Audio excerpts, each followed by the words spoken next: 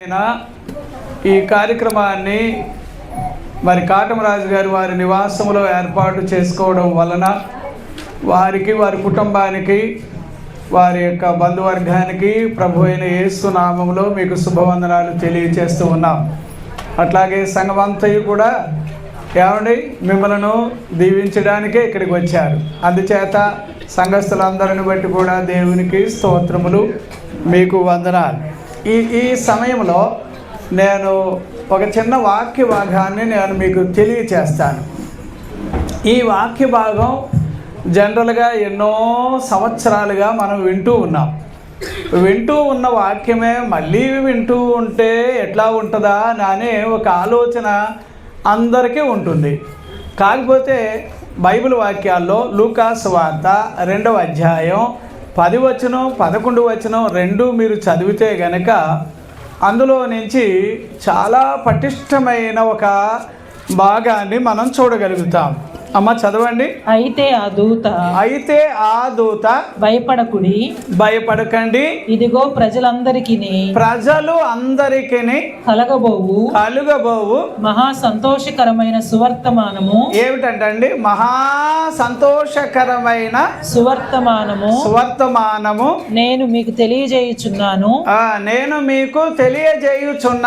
దావీదు పట్టణమందు నేడు రక్షకుడు మీ కొరకు పుట్టి ఉన్నాడు. ఎవరండి? రక్షకుడు మీ కొరకు పుట్టి ఉన్నాడు. ఈయన ప్రభువైన క్రీస్తు. మంచిగా వినండి. నేను దేవుని వాక్యాన్ని చెబుతున్నాను. వాక్యాన్ని మీరు వినగలిగితే గనుక మీ జీవితంలో నేనేమంటానంటే ఎన్నెన్నో వినుంటారు, ఎన్నెన్నో చూచుంటారు, ఎన్నెన్నో అనుభవించి ఉంటారు. కానీ యేసు ప్రభువులాగా భూమి మీద జన్మించినటువంటి వేరే వాళ్ళు ఈ లోకంలో లేకపోవడం సరేలాగా ఉంచండి. ఇది ప్రజలందరికీ సంతోషకరమైన సువర్తమానముగా పరలోకము నుండి దేవదూత వచ్చి మరి దేవుని యొక్క ఈ సమాచారాన్ని, సందేశాన్ని ప్రజలకు తెలియచేసినట్టుగా బైబిల్ గ్రంథంలో మనం చూస్తాం. యేసు ప్రభు వారి యొక్క పుట్టుక అంటే ఆయన పుట్టడం ఏంటా అని మళ్ళీ బాగా లోపలికి వెళ్ళి చదివితే అది వింతగాను ఆశ్చర్యముగాను వివరించలేని లోతైన సత్యము అందులో ఉంది. ఆయన పుట్టడం ఏంటండి? ఆయన యుగయుగాలు తరతరాలు జగత్పునాది వేయబడక మునిపే ఆయన ఉన్నాడు అని అంటే మనుషులను రక్షించడానికి ఆయన మనిషిగా పుట్టాల్సిన అవసరత ఏర్పడి ఆయన ప్రణాళికలో గలతీయులకు రాసిన పత్రిక 4:4లో కాలము సంపూర్ణమైనప్పుడు దేవుడు యేసు ప్రభు వారిని లోకానికి పంపించారని వాక్యాల్లో చదువుతాం. అలాగే ఇంకొక గొప్ప విషయం ఏంటంటే ఈ క్రిస్మస్ అనేది క్రైస్తవులకు మాత్రము కాదు. అది మాత్రం నేను చాలా వివరణగా చెప్పాలి అని నేను ఆశపడతాను. క్రైస్తవులు దీన్ని సొంతం చేసుకున్నందుకు క్రైస్తవులను దేవుడు దీవించునుగాక. ఈ విషయంలో క్రైస్తవులు అదృష్టవంతులే అని అనాలి. ఎందుచేత అంటే యేసు ప్రభు మాకు చెందుతాడని వాళ్ళు విశ్వసించారు. కానీ యేసు ప్రభు క్రైస్తవులకు మాత్రమే కాదు, లోకములో ఉండే మానవులందరికీ ఆయన సంతోషకరమైన సువర్తమానముగా భూమికి ఇవ్వబడ్డాడు. అందుచేత ఎవడైనా ఆడు ఏ మతస్థుడైనా, ఏ కులస్థుడైనా, ఏ జాతివాడైనా, ఏ భాష మాట్లాడేవాడైనా, ఇంక్లూడింగ్ నేను చెప్తున్నా దేవుడితో నాకేంటి పని అని అనుకుని విర్రవీగేవాడు ఎవడైనా, ప్రతి వాడికి కూడా ఒకరోజు ఆయన సింహాసనం ఎదుట నిలబడవలసిన సమయం వస్తుంది.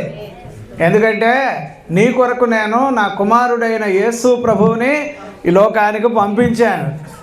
ఏందయ్యా నువ్వు ఈరోజు నాకేం అవసరం ఈయన అని అలాగా చెత్తగాడిలాగా ఆయనతో నాకేం పని అని అనుకోవడానికి వీల్లేదు సార్. లోకంలో చాలా రకాలైన జబ్బులకి మన దేశంలోనే ఇక్కడేం పుట్టట్లేదు మందులు, ఎక్కడెక్కడి నుంచో తెచ్చుకుంటున్నాం. కానీ యేసు ప్రభు అలా కాదు, మానవులందరికీ రక్షకుడిగా పరలోకము నుండి దిగి వచ్చినాడు.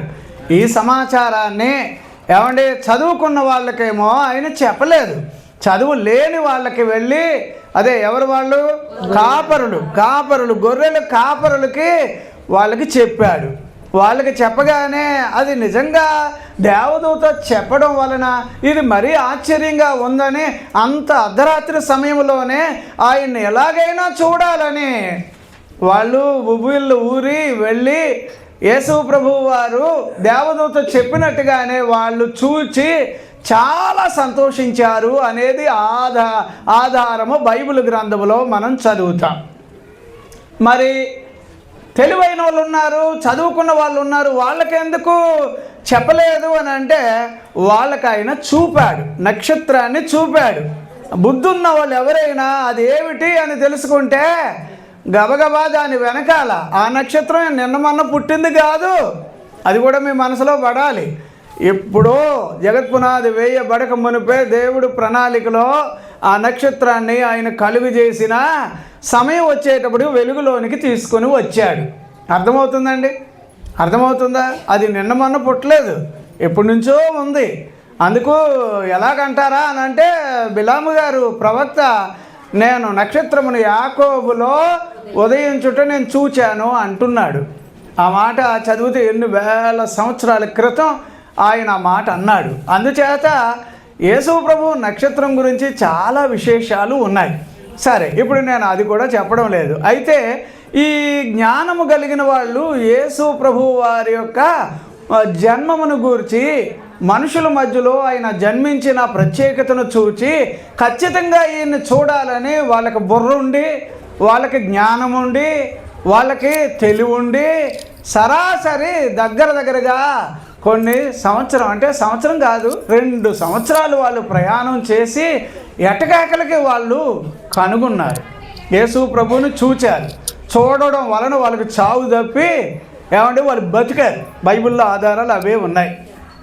నేనేమంటున్నాను అంటే యేసు ప్రభువు వారు నీ కొరకు నా కొరకు పుట్టాడు అనేది అనగానే, ఎలా పుట్టాడు అని అనగానే నీకు మనోనేత్రములు వెలిగించబడునుగాక. తీరా గొప్ప దేవుని గురించిన సమాచారం దేవదూతలే వచ్చి చెప్పారు అనగానే, నక్షత్రమే సాక్ష్యముగా నిలబడింది అని అనగానే ఆ దెబ్బతో నువ్వెవడవైనా కూడా ఈ యేసు ప్రభువుని చూచే నీ జీవితంలో అలవాటుగా అది నీకు అనుభవం రావాలి. ఆయన చూచేవాడిగా నువ్వు మారాలి. ఆ మాత్రం యేసు ప్రభుని చూడకుండా కన్ను మిన్ను కానకుండా నెత్తికొచ్చినట్టుగా బతికితే గనక మర్యాద ఉండదు. ఒక టైం వచ్చినప్పటికీ చాలా నిలువున బాధపడే పరిస్థితులు వస్తాయి. అయితే నేను ఇప్పుడు వాక్యానికి వెళ్ళాలి. ఈ వాక్యంలో ఏమండి యేసు ప్రభు వారు ప్రజలందరికీ ఎవరటండి? ఆయన మహా సంతోషకరమైన, గట్టిగా చెబుతారా? సంతోషకరమైన సువర్తమానము. ఆ యేసు ప్రభు వలన ప్రజలకు సంతోషమా ఏడుపా? నిజం చెప్పండి అబ్బా. మరి చాలామంది ఎందుకు అలా చచ్చిపోయినట్టు ఎడుతారేంటి? చాలామంది అలా ఎడుతారేంటండి బాబు? యేసు ప్రభు దేవుడు కాదంటాడు ఆడు ఎవడో, ఆడికి బుర్ర ఎక్కువ ఉందో తక్కువ ఉందో అర్థం కాదు. మరి ఇంకొకటి అంటాడు అసలు యేసు ప్రభు ఎక్కడోడు కాదు. అరే ఎక్కడోడు కాదు, పరలోకం నుంచి వచ్చాడయ్యా, నిన్ను పరలోకానికి తీసుకెళ్ళడానికి ఆయన ఇక్కడికి వచ్చాడు. ఆ మాత్రం అది గుర్తుపట్టదు. కానీ ఏమండి యేసు ప్రభు వారికి వ్యతిరేకంగా ఏమంటే చాలామంది ఆ దినాల్లో కాదు ఈ దినాల్లో కూడా ఉండేవాళ్ళు ఉన్నారు. కాకపోతే నేనంటాను ఒక టైం వస్తుంది, ఆ టైంలో యేసు ప్రభు వారే అన్నారు లూకాసు వార్త 19లో 41-42 వచనాలు, నీవును ఈ దినమందైనను సమాధాన సంబంధమైన సంగతులు నువ్వు ఎరిగినట్లయితే నీకెంతో మేలు. కానీ నువ్వు ఓవరాక్షన్ చేస్తున్నావు, లెక్కలేనితనంగా ఉన్నావు. ఎన్నిసార్లు నేను నిన్ను దరికి చేర్చుకోవాలని అనుకున్నా కూడా నువ్వు లోబడలేదు కనుక ఇక నీ ఇల్లు నీకు వదిలిపెడతాను అన్నాడు. ఇక ఆ తర్వాత వాడు ఇల్లు ఉంటే ఒట్టు, వాడు ఒళ్ళు ఉంటే ఒట్టు, రాయి మీద రాయి ఉంటే ఒట్టు, ఏమంటే చెట్టుకు ఒకడు పొట్టు ఒకడు పోయిన ఆధారాలు బైబిల్ గ్రంథంలో మనం చదువుతాం. నేనేమంటున్నానంటే క్రిస్టమస్ అని అనగానే క్రైస్తవులది అని చాలామంది ఈ పండగ వేళే సొంతం చేసేసుకోవడం నాకు నచ్చలేదు. ఇది అందరికీ చెందినది అనేది నా ఇష్టం, నాకు అలాగే ఆశ ఉంది. యేసు ప్రభు ఈ ఏదో క్రైస్తవుల దేవుడు కాదు. యేసు ప్రభు సర్వలోకానికి ఆయన దేవుడు. యెషయా గ్రంథం 9:6 వచనంలో బలమైన దేవుడైన ఎవరండి ఆయన? తీతు పత్రిక 2వ అధ్యాయం ఎన్నో వచనం 13వ వచనంలో మహాదేవుడు అని రాశాడు. ఏమంటే 1వ యోహాను పత్రిక 5:20లో నిజమైన దేవుడు అని రాశాడు. ఏమంటే ఇర్మియా గ్రంథం 10:10వ వచనంలో నిజమైన దేవుడు. ఎంత గొప్ప దేవుణ్ణి వాక్యాలు చెబుతుంటే నయ్యం నేనంటే నువ్వు బాగా చదివి అన్నీ ఉండి కూడా వాడు యేసు ప్రభు గురించి మాట్లాడడం చేత కాదు. ఎందుకు పనికిరానోడు, నీచుడిగా ఉన్నాడో, ఇంకో రకంగా ఉన్నాడో, వాడు యేసు ప్రభుని గుర్తించి తెలుసుకొని ప్రభు గురించి వాడి జీవితంలో ఎలాగైనా ఇతరులకు చెప్పాలని ఆ చెప్పేదానినే సువర్తమానము అని అంటారు. మీరు ఎన్నెన్నో ఉండొచ్చు, కానీ మీ వల్ల యేసు ప్రభుకి లాభం ఏమైనా ఉందంటారా లేదంటారా? అది ఒకసారి ఆలోచన చేయండి. గుండె మీద చేయట్టుకొని ఆయన వల్ల నీకు అన్ని లాభాలు కలగాలి, ఆయనకి మాత్రం నీ వల్ల దమ్మిడి కూడా లాభం ఉండదు. మళ్ళీ క్రిస్టమస్ సంతోషం ఎగిరేసేసి అయ్య బాబా ఎలా పాటలు పాడేస్తున్నాం కదండి మనం. ఆలోచన చేయండి సార్, ఆలోచన చేయండి. పెద్ద మనసు పెట్టుకొని యేసు ప్రభు వారు పుట్టిన తర్వాత నువ్వెప్పటికీ కూడానట సంతోషంగా ఉండాలట. ఎలా ఉండాలి చెప్పండి? సంతోషంగా ఉండడం అంటే ఎలాగా? సంతోషాలు ఎన్ని రకాలుగా వస్తాయి ఒకసారి నాకు చెప్పండి అబ్బా. ఒకటి, బైబిల్లో ఇలాంటివి అన్నీ చదువుతూ ఉంటేనండి భలే ఆనందంగా ఉంటుంది. మీరు ఇలాంటివన్నీ చూడాలబ్బా. ఒక్కొక్కసారి అలాగ బైబిల్ చదువుతూ ఉంటే ప్రభు నీ నేత్రములు వెలిగించునుగాక, తెరుచునుగాక. అప్పుడు కానీ ఇలాంటి విషయాలు బయటికి రావు. జనరల్గా బైబిల్లో సంతోషాన్ని గురించి చాలా రకాలైన జోనల్స్ ఉన్నాయి, అంటే పరిధులు ఉన్నాయి. ఇలా ఉంటే సంతోషం, అలా ఉంటే సంతోషం. కానీ ఇప్పుడున్న వాళ్ళకి ఏమైనా కూడా ఆడిని మింగేసి ఈయన్ని మింగేసి ఎలా మింగేసో డబ్బులు ఉంటే సంతోషం. ఇప్పుడున్న వాళ్ళకి ఏం సంతోషం? అమ్మా బాబు లేకపోయినా పర్వాలేదు, అడిగి అమ్మా బాబు లేకపోయినా ఏముండాలో తెలుసా? డబ్బులు ఉంటే సంతోషం. ఇంకేముంటే సంతోషం? బైబిల్ ప్రకారంగా నేనైతే చెప్తున్నా సార్, ఇక సంతోషం ఎందుకు ఉండడం లేదో అది ఎప్పుడైనా మీరు గమనించారా? సంతోషం అంటే ఏంటది? హృదయం నిండా ఏమండి అంటే ఎలాగంటే బాధ లేకుండా ఉండడం, హృదయంలో ఉండడమే. అది ఎలాగా సంతోషం?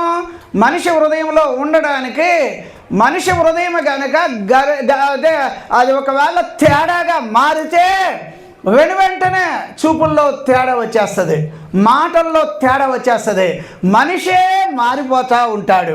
ఏమో ఏదైనప్పటికీ కూడా సంతోషానికి బైబిల్లో ఏమంటే అధికమైన సంతోషం అనేవి ఒకటి ఉన్నాయి, అది శ్రేష్టమైన సంతోషం అని అలా కూడా బైబిల్లో ఉంది. ఇవన్నీ ఎన్ని చదివినా వీటన్నిటికీ పైన ఎవరున్నారంటే సంతోషానికి కారణభూతుడు యేసు ప్రభువే. దేవునికి స్తోత్రం. నీ జీవితంలో యేసు ప్రభు ఉన్న రోజునే అది నీకు సంతోషం.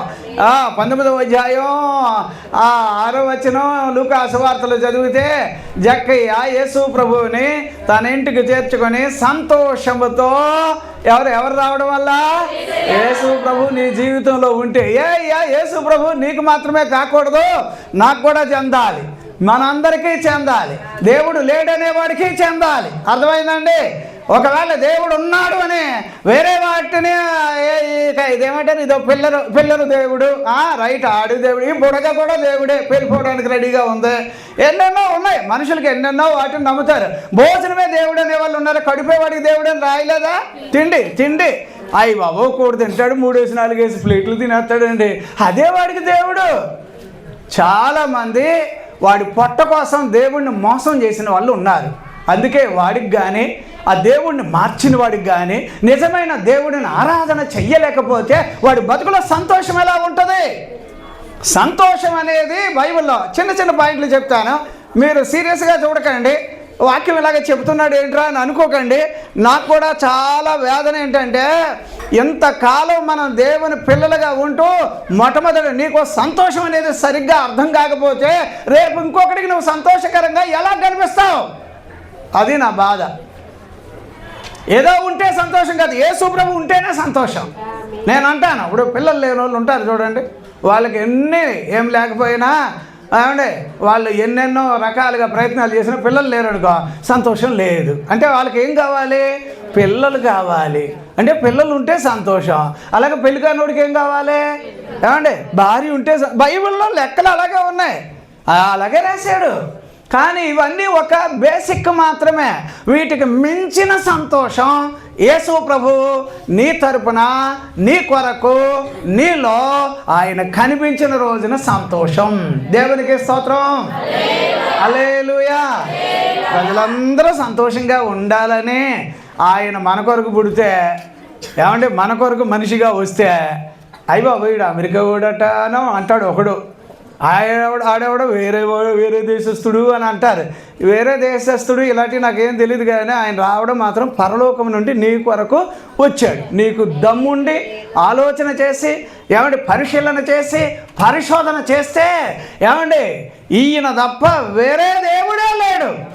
ఆయనకు ముందుగానే, ఆయనకి తర్వాతగానే, ఆయన చుట్టూగానే వేరే దేవుడు అనేవాడు ఉండడు. ఎందుకంటే ఆయన ఒక్కడే బలమైన దేవుడు. ఎవరండి ఆయన? చెప్పండి అమ్మా. ఇక మీ జీవితంలో మనందరం, నేను కూడా తెలియక వేరే వాటిని అనుసరించి వచ్చినోడినే. తెలుసుకున్న తర్వాత నా బతుకులో నేను ఒకటే నిర్ణయం తీసుకున్నాను, ఏంటంటే బతుకుంటే ఎంతకాలం బతుకుంటే అంతకాలం కూడా ఇది తిండి లేకపోయినా ఏమి లేకపోయినా ఈ ప్రభువును మాత్రం వదలకూడదని అనుకున్నాను. ఈ విషయంలో ఎంతమంది అడ్డొచ్చినా అందరినీ పక్కకు జరుపుకొని నాకు ముఖ్యం యేసు ప్రభు అని గుర్తుపట్టాను. మీరు కూడా అలాంటి వాళ్ళు ఉన్నందుకు దేవునికి స్తోత్రం. ఏమండి, నేను ఇప్పుడు వాక్యం లోపలికి వెళతాను. ఈ వాక్యం లోపలికి వెళ్ళే అంశం ఏమిటంటే ప్రసంగి గ్రంథము. చూడండి సార్, ఇది చిన్న పాయింట్లు. 3వ అధ్యాయం 12వ వచనం ఒకసారి చదువుతారా? 12వ వచనాన్ని ఒక్కసారి చదువుతారా? కావున సంతోషముగా ఉండుట కంటేను తమ బ్రతుకును సుఖముగా వెళ్ళబుచ్చడానికి శ్రేష్టమైనది ఏదియు నరులకు లేదని నేను తెలుసుకుంటాను. అప్పుడు సంతోషం అంటే ఎలాగా? తమ బ్రతుకు కాలములో ఎలా ఉండాలట? సుఖముగా, సంతోషంగా ఉండాలి. అంతకన్నా మనిషి జీవితంలో గొప్పది లేదు. ఓకేనా? 22వ వచనం చదవండి అమ్మ. అందులోనే కాగా తమకు తరువాత జరుగు దానిని చూచుటకై నరుని తిరిగి లేపుకొని పోవాడు ఎవడనూ లేకపోవును ఉండగా నేను చూడగా వారు తమ క్రియల యందు సంతోషించుట. ఎందులో అమ్మ? వారి క్రియల యందు వాళ్ళు ఎలా ఉండాలట? చదవమ్మా. వారికి మరి ఏ మేలును లేదని సంగతి నేను తెలుసుకుంటాను. సరే, అప్పుడు సార్ మనం సంతోషంగా ఉండడానికి సోంబేరోళ్ళు కూడా సంతోషించడం సిగ్గుకరంగా ఉంది. అక్కడ వాక్యం ఏం రాశాడంటే కష్టపడాలి, పని చేయాలి. ఇది మాత్రం మానేస్తారు. వేరే అన్నిటిలో కూడా ఇప్పుడు ఎవడో కష్టపడాలని ఏం లేదు, కానీ సమయానికి మాత్రం నోటికి అన్నం దొరకాలి, అది ఆలోచన. కానీ బైబిల్ అలా చెప్పట్లే. కష్టపడాలి, పనులు చెయ్యాలి. ఏమండి, రకరకాలుగా కష్టపడి కోటి విద్యలు అన్నట్టుగానే మన జీవితంలో కష్టపడి సంపాదించుకొని న్యాయమైన సంపాదన కలిగి, ఏమండి దేవుని కొరకు మనం బ్రతికినప్పుడు అది సంతోషం. దేవునికి స్తోత్రం. హల్లెలూయా. వారి లాభాల కోసం బైబిల్ని అలాగే ఇసిరిపాడేసేసి, ఏమంటే అన్యాయంగా బతికే వాళ్ళని మనం ఎన్నో వేల మీద బోల్డ్ మంది లెక్కెట్టేసేవచ్చు. కానీ నేనంటాను, నా ప్రభువు కొరకు నువ్వు గనక బ్రతకడం మొదలు పెడితే నీ జీవితకాలం అంతా సంతోషంగానే ఉందువుగాక. నువ్వు నీ పిల్లలతో, నువ్వు నీ కుటుంబంతో, నువ్వు నీ చేతి పనులతో, నీకున్న వాటన్నిటిలో నువ్వు ఎలాగుండావో తెలుసా? సంతోషంగా ఉండాలి. దేవునికి స్తోత్రం. హల్లెలూయా, హల్లెలూయా. సరే, ఇప్పుడు సంతోషము అనే దాని మీద బైబిల్ వాక్యాల్లో మనం చదివితే సంతోషం పోవడానికి కారణాలేమిటి? చాలామంది జీవితాల్లో ఇది మాత్రం పట్టించుకోవడం లేదు. ఏంటో సంతోషంగా ఉన్నట్టు ఉంటారు, 2వ నిమిషంలో ముఖంకి నవ్వు ఉండదు. డబ్బులు ఇస్తాను కొంచెం నవ్వండి అంటే నవ్వరు. ఏమంటే ఎన్నున్నా నవ్వరు, ఏమున్నా నవ్వరు. ఎందుకు నవ్వరు? ఎందుకు సంతోషంగా ఉండరంటే అంత లోతైన బాధలు ఉంటాయి. అందుకే బైబిల్ ఏం చెప్తుందంటే మీ జీవితకాలం అంతయు దేవునికి, యేసు ప్రభు వారికి చోటిస్తే మరి ఎవ్వరికి చోటు ఇవ్వకూడదు. మీ సంతోషం నిలబడడానికి రీజన్ అది. అర్థమైందా? ఒక మాట 12వ అధ్యాయానికి వెళదామండి. లూకాసు వార్త 34వ వచనం ఒకసారి చదవండి అమ్మ. 34వ వచనం, 12:34 వచనం ఏమని రాశాడు అక్కడ? మీ ధనం ఎక్కడ ఉండును ఆ. అక్కడనే మీ హృదయం ఉండును. అమ్మా అందులోనే 18 వచనం చదవండి అమ్మా. 12వ అధ్యాయం 18వ వచనం. నా కొట్లు విప్పి వాటికంటే గొప్ప వాటిని కట్టించి అందులో నా ధాన్యం అంతటిని అండి నా ఆస్తిని సమకూర్చుకొని నా ప్రాణముతో ప్రాణమా అనేక సంవత్సరములకు విస్తారమైన ఆస్తి నీకు సమకూర్చబడి ఉన్నది సుఖించుము. ఏటట సుఖించమంటే అర్థమైంది, సంతోషంగా ఉండరా, నీకేం తక్కువ అయిందిరా, నేను నీకు ఎంత సంపాదించానో, ఎన్ని సంవత్సరాలకి నేను సంపాదించానో, ఏది గాదిలో నిండా నిధి నిండిపోయినట్టుగా సంపాదించాను, బ్యాంక్ బ్యాలెన్స్ పెంచేసాను, ఏమండి గిడ్డంగులన్నీ అదే అప్పుడు FCI ఏదో ఫుడ్ గోడౌన్స్ లాంటివి అన్నీ నీకోసం కట్టించేసాను, నీకు ఏం కావాలో అన్నీ ఉన్నాయి, అన్నీ సంపాదించేశాను. కాకపోతే ఇప్పుడు నువ్వు ఎలాగ ఉండాలంటే నా ప్రాణమా తిను సుఖించు సంతోషంగా ఎలాగబ్బా నువ్వు నీ ఇష్టం వచ్చినట్టుగా నువ్వు ఉండు అన్నాడో లేదో. ఏమండి దేవుడు అన్న కొద్దిసేపటికి వాడి దగ్గరికి వచ్చేసాడండి. ఆ రూమ్లో వాళ్ళ భార్య గారు ఎవరిని రానివ్వకుండా, పిల్లల్ని ఎవరిని రానివ్వకుండా వాడే ముసుముసు నవ్వులు నవ్వుకుని ఈ చిన్న గాజులు కూలగొట్టేసి పెద్ద గాజులు కట్టబోతున్నాను, ఎందుకంటే అంత విస్తారంగా పంట పండింది, ఈడు బాబు గారు సొమ్మని ఈడొక్కడే తిందామని భార్యకు వద్దట, పిల్లలకు వద్దట, ఎవడికి పెట్టడట, పెద్ద పిసినారోడు అన్నమాట ఆడెవడో కానీ. సంపాదించాడు. ఏమంటే అక్కడ మీరు అమ్మా నేను ఆ వాక్యం ఎందుకు చెప్తున్నానో తెలుసా? ఆ రోజు దేవుడు కనుక ఆడి దగ్గర రాకపోతే ఈరోజు కూడా చాలామంది ఇదే మనసుతో బతుకుతారు. కనీసం ఎవడికి ఇస్తావరా నువ్వు సంపాదించిందని దేవుడు అడిగాడు. ఎరా పెద్ద నవ్వుకుంటున్నావు, లోపల మహా సంతోషపడిపోతున్నావు, ఏటబ్బా కారణం ఏంటి అని నీ ఆస్తి ఇవన్నీ నీకు ఏమండి నీళ్ళు ఎవరిచ్చారు నీకు, వర్షాన్ని ఎవరిచ్చారు నీకు, ఏమండి నువ్వు బతకడానికి స్తోమత ఎవరిచ్చారు, ఇన్ని చేసినా ఏమండి దేవుడు కళ్ళ ముందుకు వచ్చి అలా కూర్చొని అడుగుతున్నాడు, చెప్పు అంటే వాడు చెప్పట్లేదు. కనీసం ఎవరికైనా ఇస్తానని అనడం లేదు, ఎవరికైనా దానం చేస్తాను అని అనలేదు. ఏమంటే పెద్ద పిసినారోడు వాడు. ఏమంటే ఏమో నాకైతే మాత్రం వాడు నాకు నచ్చలేదు అంతే. అన్ని రకాలుగా ప్రభు అడిగితే అందులో ఏదో ఒక మాట, ప్రభువా సారీ తెలియక తొందరపడ్డాను, నేను ఎక్స్ట్రా ప్రవర్తించాను, క్షమించు ప్రభువా అంటే వాడికి నూకలు ఉండేవి.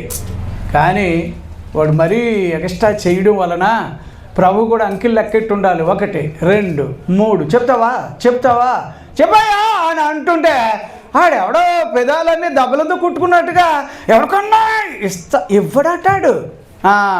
సరే అంకిల్ లెక్కెట్టి సరే నేను వెళ్తాను నాతో పాటు వచ్చేసి ఏం లాక్కుపోయాడు. దేవుడికి స్తోత్రం. అప్పుడు సంతోషం ఉందమ్మా. సంతోషం ఎందుకు లేదు అడిగి చెప్పండి. ఇప్పుడు ఎందుకు లేదంటారు? దేవునికి వాడు కొంచెం కూడా చోటు ఇవ్వలేదండి. అట్టాటోడు కూడా సంతోషంగా ఉంటే దేవుడు అలాగే ఊరుకుంటాడని అనుకోకండి. అర్థమైందా? ఇంకొకటి అమ్మ 16వ అధ్యాయం అదే లూకాసు వార్త 34 అక్కడ కూడా ఓ వచనాన్ని చదవండి అమ్మా. అక్కడ ఎలా రాశాడు? అక్కడ దేవునికి తండ్రి అయిన అబ్రహామా నా యందు కనికరపడి తన వేలి కొనను నీళ్లలో ముంచి నా నాలుకను చల్లార్చుటకు లాజరును పంపండి, నేను ఈ అగ్ని జ్వాలలలో యాతన పడుచున్నాను కేకలు వేసి చెప్పాను. ఏమంటే సంతోషమా బాధ? అది బాధే. ఎందుచేత భూమి మీద ఎన్నిసార్లు దేవుని వాక్యం చెప్పడానికి సేవకులు వచ్చినా మరీ వాడు లెక్కలేనితనంగా. అందుకే నేనేమంటానో తెలుసమ్మా, మీరు వినువారు మాత్రమే ఉండక విన్న వాక్య ప్రకారంగా బ్రతకడం అలవాటు చేసుకోండి, అదే మీకు సంతోషం. దేవునికి స్తోత్రం. హల్లెలూయా. కానీ ఇక్కడ ఈ ధనవంతుడు ఎన్నిసార్లు దేవుని సేవకుడు వచ్చి వాక్యం చెప్పినా వినలేదండి. మాకు తెలియని వాక్యాల నువ్వంటే ఫోన్లో కనిపిస్తే, నువ్వంటే ఎక్కడన్నా కనిపిస్తే బోల్డ్ మంది. నేనేమంటాను తెలుసా అండి, ఎవరు మనం లెక్క పెట్టినా లెక్క పెట్టకపోయినా ప్రభు నిన్ను మాత్రం పక్కన ఒక గంట కనిపిస్తూనే చూస్తానే ఉంటాడు. అక్కడ ఈ ధనవంతుడు ఎన్నిసార్లు దేవుని వాక్యం తన దగ్గరికి వచ్చినా కొంచెం కూడా వినలేదు, పట్టించుకోలేదు. టైం వచ్చింది, ఏదో ఒక విధంగా ఆలోచన చేస్తే అతని కాలం అయిపోయింది. ఎంత ఉందో, ఎంత ఆస్తి ఉందో ఏమనుకున్నాడు, వాళ్ళ పిల్లలకి వాళ్ళోళ్ళకి ఇచ్చుకుందాం అనుకున్నాడు. కానీ విషయం ఏమైందో తెలుసా అండి? ఏమండే, వాళ్ళు కూడా ఎక్కడికి రాబోతున్నారని తెలుసుకున్నాడు అతను. అదొక్కటి తెలుసుకున్నాడు అబ్బా అతను. ధనవంతుడు తెలుసుకున్నది అదొక్కటే. ఓరు నాయన, ఇక్కడ ఇంటర్వెల్ కూడా లేదు, ఇంత యాతన పడాలా? ఏటో మనిషి బతుకు ఎక్కడితో అయిపోయింది అనుకుంటే కాదు, అసలు సిసలైన బతుకు అక్కడ ఉంది. ఇక్కడేముందండి, ఏడుస్తుంటే 100 సంవత్సరాలు బతికితే ఎక్కువ. అసలు చిరకాలము దేవుని చిత్తం చేయవాడు నిరంతరము ఎక్కడ ఉంది? ఎవరు చెప్తారు? 2:17 నిజంగానమ్మా, ఆయన చిత్తం చేయండి అమ్మా, చిరకాలం మనం బ్రతుకుతాం. కానీ ఈడు చూడండి, ఈడు సంతోషం పోయింది. సంపాదించాడు, ఆడిని మింగి ఇదొక అలవాటు అయిపోయింది. డబ్బు సంపాదించడం అట్లాంటి పుస్తకాలు ఉంటాయి, ఇంత పుస్తకాలు. డబ్బు ఎలా సంపాదించాలి, ఎవరిని ముంచాలి, ఎవరిని తేడాగా చూపించాలి, ఎవరిని అన్ని చేయాలి, వాళ్ళందరూ ఉసురు తగిలి ఒకసారి ఇటు చచ్చి ఇప్పుడు ఎక్కడ పోయాడు? ఇక్కడ నరకానికి పోయాడు. కానీ మరి ఆడు ప్లాన్ ఎలాగుందంటే, ఏమైతే అయింది కానీ ఇగో నన్ను మాత్రం ఈ యాత్రలో వదిలేసావు, కానీ నా వెనకాల వచ్చే వాళ్ళు మాత్రం ఇక్కడ రాకూడదు, వాళ్ళు సంతోషంగా పరలోకంలో ఉండాలని అప్పుడు ఎడుతున్నాడు ఆడు. ప్రభు చెప్పాడు, అరే అక్కడ నా సేవకులు ఉన్నారు, వాళ్ళు చెప్పే వాక్యాలు ఎప్పటికైనా నమ్మా. మీ గురించి దేవుడు నన్ను లెక్క అడుగుతాడు. నేను న్యాయంగా చెప్పని రోజున అది నాకు శ్రమ. నేను యథార్థంగా దేవుని వాక్యం మీకు చెప్పకపోతే అది నాకు శ్రమ. కానీ ఖచ్చితంగా చెప్పిన తర్వాత దాని ప్రకారంగా ఎవరైనా ఆ వాక్యం ప్రకారంగా బతకాలి. అది ఎందుకు అని అంటే, నా కుమారుని నేను పంపించాను మీకు వాక్యం చెప్పడానికి. ఈరోజు యేసయ్య ఈ కాటమరాజు గారి ఇంటికి నన్ను పంపించాడు. నేను ఈరోజు బతుకున్నానంటే 17 సంవత్సరం ఈ పాటికి నేను వెళ్ళిపోయేవాడిని పైకి. ఏమో ఆయన కాపాడి నన్ను సజీవుల లెక్కలో ఉంచాడు. నేను బ్రతుకున్నాను అని అంటే ఆయన చలువే అని నాకు తెలుసు. నేను అంటున్నా, అయ్యా కొత్త సంవత్సరం అంటూ రాగానే అందులో మనం ఎంతో సంతోషంగా ఉండాలనుకుంటామే. ఇదిగో ప్రభువుతోటే మన జీవితం ప్రారంభమవునుగాక, ప్రభువుతోటే మన జీవితం ఉండునుగాక. అర్థమవుతుందండి? అప్పుడు ధనవంతుడు అక్కడికి రాలేదు. ఎక్కడికి రాలేదు? పరలోకానికి రాలేదు. మరి వాళ్ళ నాకు ఇంకనూ 5 సహోదరులు నయ్యం. అక్కడ ఆవిడ సహోదరులు అని అన్నాడు. అదేంటో అర్థమో దాని గురించి కూడా బైబిల్లో బాగా చదవాలి. ఏమంటే ఇప్పుడు మనం కూడానమ్మా ఎక్కడికి వెళతాం? భార్య వెళ్తే భర్త కూడా ఎక్కడికి వెళ్ళాలి? చెప్పరేంటి అలా చూస్తారేంటి? పోను భార్య భర్తలు వెళ్తే పిల్లలు వద్దా? మరి అప్పుడు ఎలాగా? ఈ సంతోషం నీకు కావాలనా, ఈ సంతోషం నీకు కావాలనా, ఈ సంతోషం నీకు కావాలనా అనేది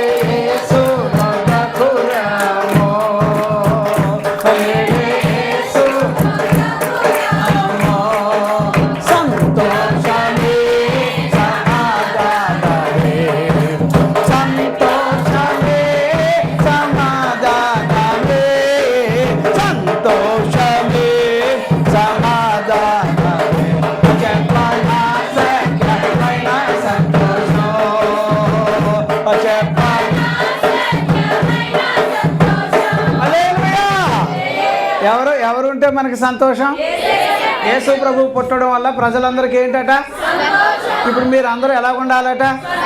ఎంత సంతోషంగా, ఏదో కొత్త గుడ్లు కొనుక్కున్నందుక, క్రిస్మస్ బట్టలు కొనుక్కున్నందుక, లేదా కొత్త సంవత్సరం వచ్చేస్తున్నందుక? ఏమండి నేను అంటున్నా, ఏమండి ఎప్పుడైనా మీ భర్త గారి కోసం ప్రార్థన చేస్తున్నారా? అది మీకు సంతోషంగా ఉండునుగా. మీ భార్య గారి కోసం ప్రార్థన చేస్తున్నారా? అది మీకు సంతోషంగా ఉండునుగాక. మీ పిల్లల గురించి ప్రార్థన చేస్తున్నారా? అది మీకు సంతోషంగా ఉండునుగాక. ఏమంటే మీకు వాక్యం చెప్పే సేవకుల కొరకు ప్రార్థన చేస్తున్నారా? అది మీకు సంతోషంగా ఉండునుగాక. ఎందుకంటే మీకు మాదిరి చూపడానికి ప్రభువు బతికిచ్చాడు మమ్మల్ని. ఇంకా నేను ఇంకో విషయం చెప్పనా? మన ఏరియాలో ఉన్న అధికారులు ఉంటారు, వాళ్ళు చెత్తగా ఉన్నా మంచిగా ఉన్నా వాళ్ళకంటూ పదవి ఉంది కనుక వారి కోసం మీరేం చేయాలి? ప్రార్థన చెయ్యాలి. వాళ్ళు బాగుండాలని ప్రార్థన చెయ్యండి. దేవునికి స్తోత్రం. హల్లెలూయా. సరే, ఇంకొక మాట సంతోషం లేకపోవడానికి అమ్మా మత్తయి సువార్త 13వ అధ్యాయం 20వ వచనాన్ని ఒకసారి చదువుతారమ్మా. మత్తయి సువార్త 13వ అధ్యాయం 20వ వచనాన్ని ఒకసారి చూడండి. రాతి నేలను విత్తబడిన వాడు వాక్యము విని వెంటనే వినండి వాళ్ళు ఎవరట? రాతి నేలను పడిన విత్తనములు ఎలా ఉన్నాయట? అవి సంతోషంగా చదవండి. రాతి నేలను విత్తబడిన వాడు వాక్యము విని వెంటనే సంతోషించును, దానిని అంగీకరించువాడు. అయితే అతనిలో వేరు లేనందున అతడు కొంతకాలము నిలుచును గాని కొద్ది కాలము నిలుచును గాని వాక్యము నిమిత్తము శ్రమ అయినను వాక్యము నిమిత్తం ఏమొస్తాయి? శ్రమ వచ్చినా, హింస వచ్చినా, అభ్యంతర బాధలు వచ్చినా అప్పుడు ఏమవుతారు? ఏసయ్యా సారీ ఏమనుకోకండి, మిమ్మల్ని వదిలేసి మేము వెళ్ళిపోతున్నాం. ఏది బైబిల్ వాక్యాల్లో యోహాను సువార్త 6:66లో చాలామంది పొట్ట కోసం, తిండి కోసం, భోజనం కోసం యేసు ప్రభు కూడా తిరిగారు. ప్రభు వాళ్ళని చూచాడు. అబ్బా వీళ్ళందరూ పక్కపక్క నవ్వుకోవడానికి, ఏది చక్కగా నవ్వుకోవడానికి, సంతోషంగా ఉండడానికి నేను చెప్పే ప్రతి చోట, నేను వెళ్ళే ప్రతి చోట వీళ్ళకి ఫ్రీగా భోజనం దొరుకుతుంది కదా, అందుకు వీళ్ళు సంతోషంగా ఉన్నారని ఆయనకి తెలిసింది. సరే అప్పుడు ఏం చేశాడు ఆయన? ఏమండే భోజనం గురించి మాటలు ప్రసంగం చేశాడు. చేయగానే అప్పుడు వాళ్ళకి ఏమనుకున్నారంటే, ఇదేట్రా రోజు యేసుప్రభు కూడా వెళ్ళిపోతే బిల్లు ఖర్చు తక్కేది, భోజనాలు ఫ్రీగా ఉండేవి, ఇప్పుడు భోజనాలు లేవంటున్నాడు, ఎలాగా అని చెప్పి అప్పుడు నుంచి అనేక మందిలో చాలా విలువైన వాళ్ళు కూడా, శిష్యులు లాంటి వాళ్ళు కూడా యేసుప్రభుని వదిలేసి వెళ్ళిపోయారట.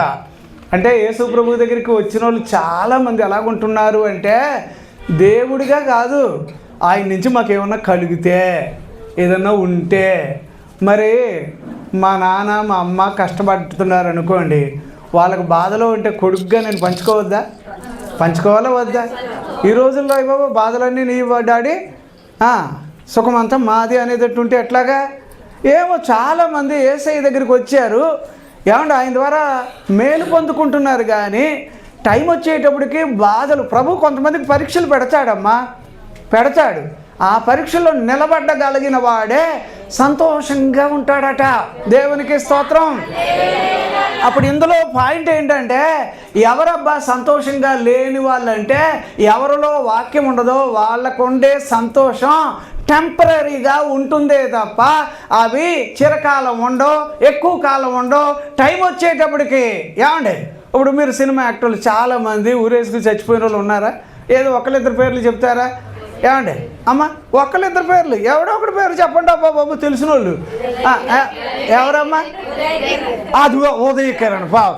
ఏమండి ఎంత భలే అందంగా ఉండేవాడు, భలే చక్కగా నవ్వేవాడు, చాలా చక్కగా కామ్ గోయింగ్ పర్సన్ అని అంటారు అతని గురించి. ఎన్నో అతని పుస్తకాలు, అతని గురించి నోట్స్ చదువుతాం. కానీ ఎలా చచ్చిపోయాడు అబ్బా? ఎందుకబ్బా? ఏమొచ్చింది? డబ్బు లేక అనుకుంటున్నారా? చూసారా, రకరకాల వాళ్ళు మిమ్మల్ని సంతోషంగా ఉండనివారు. జాగ్రత్త. ఆడు చచ్చిపోవడానికి నేను అనుకుంటాను, ఒకవేళ అతని తర్వాత అంటే అది ఏం జరిగి ఉండొచ్చు, కానీ ఎవరో గట్టోళ్ళు వాడికి ఏ ఛాన్స్ లేకుండా నొక్కేసి ఉండాలి. వీడికి మీదట పైకి రాకూడదని నొక్కేసి ఉండాలి. దెబ్బతోడి సినిమాకి వెళ్ళినా ఏమంటారు, అది సినిమా యాక్టింగ్ చేయడానికి వెళ్ళినా no place, no vacancy, no way. దెబ్బతోటి వాడి సంతోషం అంతా ఎగిరిపోయిందా? ఎగిరిపోయింది. ఏమో నేను అనుకుంటాను అలా చచ్చిపోయాడేమో ఒకవేళ, లేదా ఇంకేమైనా కష్టాలు ఉండొచ్చేమో, కుటుంబ తగాదాలు ఉండొచ్చేమో. నేను అంటాను అబ్బా మీరు ఆలోచన చేయండి. కొంతమంది ఏమండి అన్నీ ఉండి కూడా సంతోషంగా ఉండడం లేదు, తెలుసు కదా. చాలామంది ఇంకా అలాంటి వాళ్ళు మీకు తెలిస్తే గుర్తుపట్టండి. కానీ మన జీవితంలో ఏమండి మనకి రెక్కాడితేనే కానీ డొక్కాడదు అని అనుకున్నా ఎవరున్నారని సంతోషం, ఎవరున్నారని. ఏటండి వీళ్ళ మొఖాలు ఎప్పుడు నవ్వుతూ ఉంటాయి, ఏటండి వీళ్ళకి ఏముందండి, వీడిదంతా ఏమీ లేదు, ఎందుకబ్బా ఇంత సంతోషంగా ఉన్నారంటే కేవలం యేసు ప్రభువుని బట్టి మాత్రమే. దేవునికి స్తోత్రం. హల్లెలూయా. ఎవడు దేవుని వాక్యానికి చోటు ఇవ్వకపోయినా వాడికి సంతోషం ఉండదు. ఇంకొక మాట నేను ఇది కూడా చెప్పి నేను వాక్యం లోపలికి వెళతాను. యాక్చువల్లీ నా టైం అయిపోయింది, ఇంతే టైం అని అనుకున్నాను. ఇక తర్వాత ఏదో ప్రోగ్రాం ఉందట, అది మనం చూద్దాం. తర్వాత ఒకటి చదవండి అమ్మ, 7వ అధ్యాయం మత్తయి సువార్త 25వ వచనం 26వ వచనం. ఒకసారి ఆ 2 వచనాలు మనం చదువుదాం. దేవునికి మహిమ కలుగును గాక. కురిసెను, వరదలు వచ్చెను, గాలి విసిరి ఆ ఇంటి మీద కొట్టెను, కానీ దాని పునాది బండ మీద వేయబడిన గనుక అది పడలేదు. మరియు ఈ నా మాటలు విని వాటి చొప్పున చేయని ప్రతివాడు ఇసుక మీద తన ఎక్కడ కట్టాడమ్మా? ఇసుక మీద ఇల్లు కట్టేశాడా? ఎన్ని అంతస్తులు కట్టాడు? మరి కట్టేశాడు, పెద్ద బంగ్లా కట్టేశాడు. ఇక పెద్ద పెద్ద ఇల్లులు ఉన్నాయి, పెద్ద పెద్ద ఆస్తులు ఉన్నాయి, కార్లు ఉన్నాయి అనుకున్నారు. కానీ వాళ్ళ వెనకాల పడకండి. అర్థమైందమ్మా? ఎవరికి కారు ఉంటే ఉండుగాక, దేవుడు అతనికి ఇచ్చినందుకు దేవుడు అతను దీవించుగాక. అంతేగాని కార్లు ఉన్న వాళ్ళు వెనకాల అమ్మ నేను ఇలాగ అంటున్నానన్నా ఎంక చూడరేటండి. మీకు తెలిసిన వాళ్ళు కొంచెమంది డబ్బు కలిగిన వాళ్ళు ఉంటారు. వాళ్ళు కాదమ్మా నీకు ముఖ్యం, ఎవరు ఉండాలో తెలుసా? అది మనసులో పెట్టుకోండి. అలా కాకపోతే ఒకరోజు నడి రోడ్లో బజార్ పాలు అయిపోతావు, జాగ్రత్త. అర్థమైందా? ఇప్పుడు వీడు ఎవడో కానీ ఇల్లు కట్టుకున్నాడు, ఎంత త్వరగానో కట్టేశాడు, పెయింట్లు వేసేసాడు, రంగులు వేసేసాడు, బోర్డు పెట్టాడు, ఎంత చక్కగా అంటే అయ్యి బాబోయ్ ఎంత వైభవంగా అంటే మళ్ళీ అవతలోడి దగ్గరికి వెళ్ళి అయ్యా నేను నువ్వు ఇద్దరు ఒకేసారి పునాది మొదలెట్టావు, నీ బతికేంటి అలాగే అన్నీ డబ్బులు లేవా నీ దగ్గర? నేను చూడు ఎలా కట్టానా? కట్టాడు ఈడు ఇల్లు కట్టాడు. ఈడు పాపం ఉంటాడు అందులోని, ఇల్లు కట్టాడండి. తీరా కట్టాక ప్రభు అప్పటికీ చెప్పాడు, వీళ్ళిద్దరూ ప్రభు దగ్గరికి వెళ్ళారు, ఇల్లు కడదాం అనుకుంటున్నాం సార్ అంటే ఏరియా ఎక్కడని అడిగాడు. అడగగానే ఏరియా చెప్పాడు. చెప్పిన దానికన్నా అతను విన్నాడా? ఈరోజు మీలో చాలామంది సేవకుడు చెప్పే వాక్యం వింటున్నారా? బాబు మా కులవాడు చెప్తే బాగుంటుంది, అదే కదా. లేకపోతే ఎలాగా ఈయన చదువులేనుడు ఈడు చెప్తే పెద్ద ఏమి నచ్చదు, ఎవరు చెప్పాలి? చాలామంది ఇలాగే వాళ్ళ కాలం అలాగే వెళ్ళిపోతుంది. ఒక టైం వస్తుంది ఏమంటే వరద వచ్చి వాన వచ్చి వడిగా వచ్చి అది ఎక్కడో వర్షం పడింది, వీడి దగ్గర కాదు, ఎక్కడో పడితే ప్రభు అక్కడికి చెప్పాడు, రేయ్ నువ్వు ఇల్లు ఫలానా ఏరియాలో కట్టాలనుకున్నావు కాబట్టి బాగా లోపలికి తవ్వాలి, రాయి దొరికే వరకు ఆ రాయి మీద పునాది వేయాలరా అంటే సరేనండి అదే ఎటకారంగా అన్నాడు. అలాగా సరేనండి. ఎంతమంది ఉన్నారో ఇలాగా ఎటకారంగా ప్రభు చెప్పే చెయ్యరు, కానీ చేసినట్టు బిల్డప్ కొడతారు.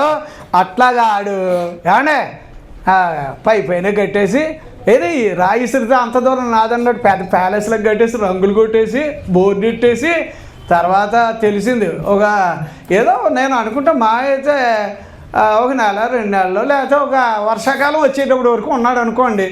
తీరా ఎక్కడో కొట్టిన వర్షం కొడితే అది వడిగా వస్తే అప్పుడు వీడి సంతోషం ఏమైందట? ఏమైంది వీడి సంతోషం? అయ్యి బాబా సంతోషంగా ఉన్నాడా అంటే ఎందుకు ఉంటాడాడు?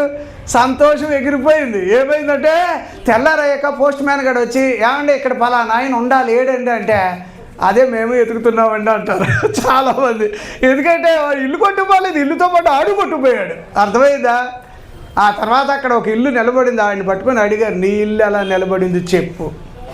అతను చెప్పింది ఒకటే, అయ్యా ఈ రోజుకి మేము ఇలా ఉన్నాము అని అంటే అయ్యో నజరేయుడైన యేసు ప్రభు చెప్పిన మాట విని మేము ఉన్నాం. ఆయన మాట ఎవడలో దేవుని వాక్యం ఉండదో వాడికి సంతోషం ఉండదు, సరిగదా? తాత్కాలికమైన సంతోషం అంతే. ఆ తర్వాత నానా బాధపడే రోజు వస్తుంది, అప్పుడు నా అనేవాడు నీకు అసలు కనబడ్డు. ఏమండి కానోడు అసలు కాకుండా పోతాడు అన్నట్టుగా, ఏమండి అయినోడు పోతాడు, కాకుండానే పోతారు అందరూ. అందుచేత ఈ వాక్యాలు కొంచెం మీరు మనసులో పెట్టుకొని సంతోషంగా ఉండడానికి జక్కయ్యకి అన్నీ ఉన్నాయి, ఏమి లేదు ఆయనలో. మరి ఇప్పుడు ఈ సంతోషానికి అతను ఏమన్నాడో తెలుసా? యేసు ప్రభు ఎలా ఉంటాడో ఒక్కసారి చూస్తే బాగుంటుంది కదా అని ఎవరికి తెలిసినా ఈడు చెట్టెక్కాడంటే అయ్యి బాబా కలెక్టర్ గారు చెట్టెక్కాడు, ఇన్కమ్ ట్యాక్స్ ఆఫీసర్ గారు అని అందరూ ఈడెంక చూస్తారని ఎవరికి తెలియకుండా భూసోడ్లాగా పైకి ఎక్కి కూర్చున్నాడు, కోతిలాగా చూస్తున్నాడు పైనుంచి. చూస్తుంటే ప్రభువుకి అందరూ తెలుసా తెలీదా? మీరు పుట్టకముందు ఆయనకి తెలుసా తెలీదా? ఈ ఏరియాలో మీరు అయ్యో ఇక్కడ పుట్టేమిటో అమెరికాలో పుడితే ఎంత బాగుంటుందని అనుకుంటున్నారా కదా? చాలామంది అలాగే అమెరికా అమెరికా అంటారు. దేవుడు ఉద్దేశం ఉండి నిన్ను ఇండియాలో పుట్టించాడు. దేవునికి స్తోత్రం, హల్లెలూయా. అయితే ఆ జక్కై పైన అక్కడెక్కడో చూస్తున్నాడు. తీరా అటు వచ్చే వాళ్ళందరూ ఈయన యేసుప్రభు ఉండాలని అనుకుంటే వీడికి అర్థం కావట్లేదు, ఎవర్రా బాబు అందరూ ఒకేలా కనిపిస్తున్నారని. అప్పుడు అలాగే చూస్తున్నాడు. అయితే నేను చెట్టు ఎక్కాను కానీ లాభం లేదు, ఏదో యేసుప్రభుని చూడాలనుకున్నాను కానీ లాభం లేదు. ఆడి బాధ ఏంటో తెలుసా? ఆడు అందరి దగ్గర డబ్బుల్లో కలెక్షన్ చేసేవాడు. ఇప్పుడు ఎవరిల్లు చూసినా తాళం వేసేసి ఉంటుంది. ఏమయ్యారండి ఈ ఇంటోళ్ళు అంటే, వాళ్ళు యేసుప్రభు కూటాలకు వెళ్ళారండి అని చెప్తున్నారు. అయ్యి బాబో, తెల్లారేటోళ్ళుగా వాడి జీవితంలో ఎన్నిసార్లు విన్నాడో తెలుసా యేసుప్రభు పేరు? ఎన్నిసార్లు విన్నాడో తెలుసా? నయ్యం వాడు ఇంకా బతుకున్నందుకు దేవునికి స్తోత్రం. ఎందుకంటే ఆ బతుకుండి ఈయన్ని నేను చూస్తే బాగుంటుంది, పబ్లిక్ అంతా అటే పోతున్నారు. మీరు 12లో చదువుతాం కదమ్మా, ఎక్కడ యోహాను సువార్తలో చదువుతాం అంతేనమ్మా? ఎన్ని ఏమని రాసి ఉంటుంది అక్కడ? లోకమంతా ఎక్కడికి వెళ్ళిపోతుందట. అది సంతోషం అమ్మా అది. అప్పుడు జక్కయ్య ఏమండి ఇంతమందిలో నేను ఆయన గుర్తుపట్టలేనంటే, నీకు సంతోషం ఇచ్చేవాడు నిన్ను గుర్తుపట్టునుగాక. దేవునికి స్తోత్రం. వచ్చేసాడు, అక్కడికి వచ్చాడు. అది ఎండ కావడా లేదు అక్కడ. ఆ చెట్టు కిందకు వచ్చి ఇటు తల చూపి జక్కయ్య క్రిందకి దిగిరా అన్నాడు. దెబ్బతోటి అర్థమైపోయింది, అయ్యి బాబు నేను ఈ చెట్టు మీద ఉన్నానని ఎలా తెలిసిపోయిందో బాబోయ్. నయ్యం దూకితే చచ్చిపోతాడు, ఏ కాలో చెయ్యి ఇరిగి కదా. ఎట్టాగో మొత్తానికి దిగ్గానే అతను కంగారు పడుతున్నాడని, జక్కయ్య నువ్వు అంత కంగారు పడుకో, నేను నీ ఇంట ఉండవలసి ఉన్నది. ఎవరింట్లో యేసయ్య ఉంటాడో వాళ్ళ సంతోషం, ఎవరు ఒంటిలో యేసుప్రభు ఉంటాడో అది సంతోషం. జక్కయ్య ఇంటికి యేసుప్రభు వెళుతుంటే వాళ్ళందరూ దారి పొడుగును తిడుతున్నారు, కేకలేస్తున్నారు. చచ్చ ఇలాంటి మనిషి ఇంటికి ఇట్లాంటి దేవుడు వెళ్ళొచ్చా అంటుంటే ఆయన ఆగిపోతాడేమో అని జక్కయ్య నానా బాధపడిపోయాడు. ప్రభువా వాళ్ళ మాట వినొద్దు ప్రభువా, వీళ్ళ మాట వినొద్దు ప్రభువా, మా ఇంటికి మీరు రండి ప్రభువా అన్నాడు. తీరా యేసు ప్రభు దగ్గరికి వచ్చేటప్పటికి జక్కయ్యకి అర్థమైపోయింది, ఎంత గొప్ప దేవుడు నా ఇంటికి వస్తున్నాడని చెప్పి ఆ ఆనందానికి ఏమన్నాడో తెలుసా? ప్రభువా నేను మంచోడిని కాదు, వాళ్ళందరూ ఇందాకడ వరకు అరిసిందంత నిజమే, కానీ నేను ఎవరెవరికైతే అన్యాయం చేశానో వాళ్ళకి ఏమిచ్చేస్తానన్నాడు? నా ఆస్తిలో సగం ఇచ్చేస్తాను అన్నాడు. నేను చెప్పేది మీరు వినండి. మీ జీవితంలో సంతోషం ఉండడానికి నీవు ఎవరెవరికైతే మోసం చేసావో ముందు వాళ్ళతోటి సమాధాన పడాలి. నేను చెప్పేది వినండి అమ్మా, ఎవరెవరికి మోసం చేసావో, ఎవరికి చేయలేదు అబ్బాబా నేను అసలు అలాగా అనుకుంటున్నారు, నేను అసలు ఎవరికి చేయను కదండి అని అంత అలాగా నంగిలాగా అనకండి. ఖచ్చితంగా ఎవడెవడు కొంప ఆరిపేసే ఉంటాం మనం. అట్లాంటి బతుకుల్లో వచ్చి ప్రభువుని పట్టుకోవడంలో బతుకుతున్నాం ఈరోజు. నేను కూడా చాలామందిని మోసం చేసిన మనిషిని. తెలుసుకున్న తర్వాత కాలు బేరానికి వెళ్ళి సారీ అంటాడు, అలా బిత్తరపోయి చూస్తాడు. ఆడు ఎలా చూసుకున్నా నాకు అనవసరం, ఎందుకంటే నాకంటూ సంతోషం ఉండాలంటే. చూడండి జక్కయ్య, నేను ఎవరికి అన్యాయం చేశానో వాళ్ళకి నేను చెల్లిచ్చేస్తాను, వాళ్ళ దగ్గరికి వెళ్ళి కాంప్రమైజ్ అయిపోతాను. మీకు ఉన్నదమ్మా అలాగ ఆలోచన ఉందా? లేదు, అలాంటి వాటిని ప్రభు ఎత్తకూడదు, అందుకు నాకు సంతోషం అలా కావాలా? అట్లాగేం ట్రై చేయకండి. చేసిన దరిద్ర పనులు యేసు ప్రభు దగ్గర ఒప్పుకోవాలి కదా, అప్పుడు నీకు సంతోషం. దేవునికి స్తోత్రం. సరే, ఇంకా అతను ఇంకో మాట అన్నాడు, ప్రభువా నా ఆస్తిలో సగము భాగం నేను ఎవరికి ఇచ్చేస్తాను? బీదలకు ఇస్తాను. ఎందుకంటే యేసు ప్రభు ఇప్పుడు ఎంత గొప్పవాడో చెప్పండి. మీరు ఇప్పుడు ఎంత గొప్పవాడో చెప్పండి. ఇప్పుడు ఆ మాట ఆయన గుర్తెట్టినట్టుగా నువ్వు ఎప్పుడైనా గుర్తుపట్టగలుగుతున్నావా? ఇలా చెప్పరేటండి, ఇలాగెలాగ అంటున్నారా? గుర్తుపడుతున్నారా? ప్రభువును గుర్తుపట్టండి. అప్పుడు ఎప్పుడైతే మనకి ఇది అర్థమవుతుందో, జక్కయ్య యేసు ప్రభు అతని ఇంటికి వెళ్ళగానే జక్కయ్యకి చెప్పలేని సంతోషమట. కారణం ఏమిటో తెలుసా? ఇతడును ఎవరి కుమారుడు? అప్పుడు అబ్రహాం కుమారుడు అంటే అర్థమేమనుకుంటున్నారా? ఆడంత ధనవంతుడు ఇంకొకడు ఉండడు. దేవునికి స్తోత్రం. వాడంతా సంతోషంగా ఉండేవాడు ఇంకొకడు ఉండడు. దేవునికి స్తోత్రం. వాడంతా దేవుని కుమారుడిగా పిలువబడేవాడు ఇంకొకడు ఉండడు. దేవునికి స్తోత్రం. హల్లెలూయా. సరే అయ్యా, వాక్యం అయిపోయిందని అనుకుంటున్నారేమో, ఇంకో పాయింట్ చెప్తా. దేవునికి స్తోత్రం. ఇంకొక మాట మనం ఆలోచన చేయడానికి లూకా సువార్త 10వ అధ్యాయం 20వ వచనం ఒకసారి చదువుతారా? మనం ఎలా సంతోషంగా ఉండడానికి ఒక చిన్న పాయింట్ అక్కడ. 10వ అధ్యాయం 20వ వచనం. అమ్మా, అయినను దెయ్యములు మీకు లోబడుచున్నవని సంతోషింపక మీ పేర్లు పరలోకమందు వ్రాయబడి ఉన్నవని సంతోషించుడని. దేనికి సంతోషంగా ఉండాలట అంటే, ఇప్పుడు వాక్యం వినేవాళ్ళు యేసు ప్రభు వారికి చోటు ఇచ్చిన వాళ్ళందరి పేర్లు ఎక్కడ ఉంటాయి? గట్టిగా చెప్పండి అబ్బా. అందుకు మీరు ఎలా ఉండాలట? మీకు అర్థమవుతుందా? దెయ్యం అనేది కనుక ఎవరు కూడా ఉంటే ఉన్న సంతోషాన్ని పాడు చేసేస్తుంది. అది అర్థమైందా? కొందరు కుటుంబాల్లోకి వస్తుంది, అది ఒక రకంగా వస్తుంది. అమ్మో పొంచి ఉంటుందట అది. ఇక ఎట్ట అవుతాయి కొన్ని కుటుంబాలు చూడండి, పీకేసుకుంటారు, గీకేసుకుంటారు, కోసేసుకుంటారు, కొట్టేసుకుంటారు. అయ్యి బాబా ఎలాగా ఆరుద్దామంటే కుదరదు, తీరుద్దామంటే కుదరదు. నేను కోర్టు దగ్గరికి వెళ్తూ ఉంటాను అప్పుడప్పుడు కేసులు చూడడానికి. ఒక్కోసారి అలాగే చూసి నోటిబాటు ఉంటుంది, కంటి చూపు తప్ప. ఎందుకంటే అట్టాటి కేసులు అక్కడ ఉంటాయి. కానీ నేను అంటున్నా, నా యేసయ్య నీ జీవితంలో ఉంటే నీ పేరు ఎక్కడ రాస్తాడట? గట్టిగా చెప్పరేటి? నా పేరు ఎక్కడ రాయబడింది? అప్పుడు నీ పేరు ఎలా రాస్తాడు అనుకుంటున్నావు? ఆలోచన చేయండి అబ్బా. ఈ వాక్యాలు విని దీని ప్రకారంగా బతికేవాడి పేరు పరలోకంలో ఉండును గాక. మరి కొంతమంది పేర్లు ఆయన ఎక్కడ రాశాడు చెప్పండి అబ్బా? నేల మీద రాశాడా? ఇసుక మీద రాశాడా? అయ్యో నిజంగా చెప్తున్నాను, గోడ మీద రాశాడు. మేనే టేకా ఏరే అని ఇలా రాశాడు. రాసేటప్పుడు ఆడు అనుకున్నాడు, ఏంటబ్బా మనిషి చేతిలో వచ్చి రాసిన ఏంటిది అని అనుకుంటే, ఆడి భాషలో రాసి ఉంటే అక్కడ దానియేలు గుర్తురాడు. దేవుని మనిషి ఒకడు ఉన్నాడు ఇక్కడ అని అతను గుర్తుపట్టట్లేదని చెప్పడానికి అది వేరే భాషలో రాశాడు. అప్పుడు రాజుగారికి చెవట్లట్టేసి చచ్చాడు అనుకో. ఇక అప్పుడు అంటాడు, ఎవరు చెప్తారబ్బా దీని అర్థం? ఎవరు చెప్తారు? ఓ పక్కన అందరూ మందు పోసుకొని తాగుతున్నారు, ఒక పక్కన గ్లాసులు. అవన్నీ ఎవరి? దేవుని మందిరంలో వాడే ఉపకరణాలు. దేవుని మనిషి తప్ప వేరే వాళ్ళు ముట్టుకోకూడదు. ఇటు చూసావా రాజు అని చెప్పి.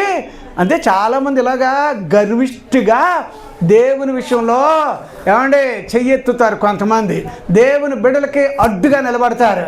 రాశాక అది అర్థం ఏంటి నాన్ని ఈయన్ని పిలిస్తే ఎవడు, అయ్యా మాకు ఈ భాష అర్థం కావట్లేదు సార్, మాకు అర్థం కావట్లేదు అంటే అప్పుడు ఎవరో చెప్పారు, మన ఏరియాలో దానియేలు ఉన్నాడు కదండి, ఆయనకి ఇలాంటివన్నీ తెలుస్తాయండి అని పిలిస్తే ఆయన చూశాడు, రాజుని చూస్తున్నాడు.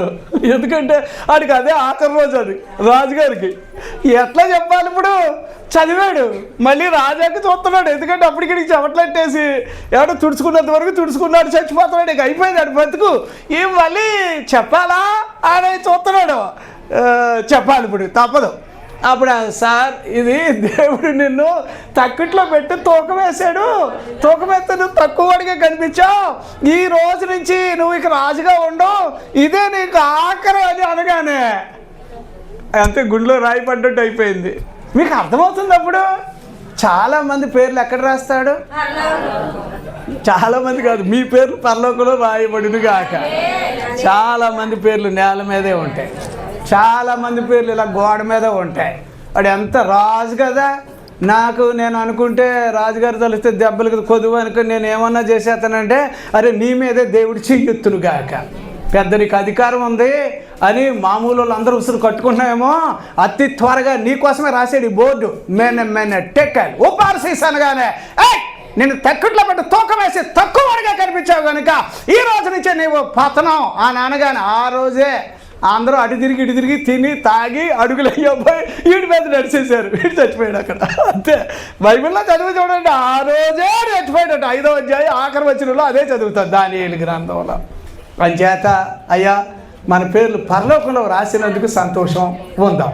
దేవుడు ఈ వాక్యాన్ని దీవించునుగాక. ఆమేన్. Praise the Lord. హల్లెలూయా. Praise the Lord. ఓకే, ఈ సమయంలో మరి ముఖ్యమైన కార్యక్రమం ఇంకా ఉన్నది అని మనకు తెలిసింది. అంచేత వారికి నేను ఈ సమయాన్ని అప్పగిస్తున్నాను. ప్రభు మనల్ని అందరినీ దీవించునుగాక.